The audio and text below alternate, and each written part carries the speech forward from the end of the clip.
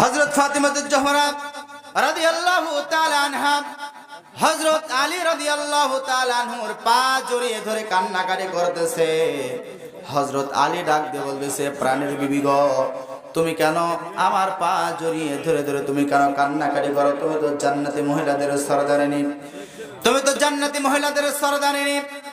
হযরত ফাতিমা রাদিয়াল্লাহু তাআলা আনহা বলতেছেন, স্বামী গো, আমি তো জান্নাতি মহিলাদের সরদারিনী, কিন্তু আমি হয়তো আপনার কাছে কোনো ভুল বেয়াদবি করে ফেলেছি কিনা, আপনি আমার উপর সন্তুষ্ট আছেন কিনা।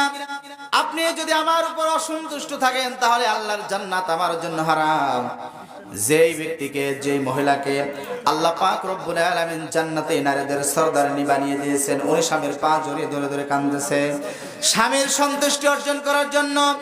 কিন্তু আজকাল লক্ষ্য করলে দেখা যায় মা বোনরা স্বামীকে প্রাধান্য দিতে চায় না,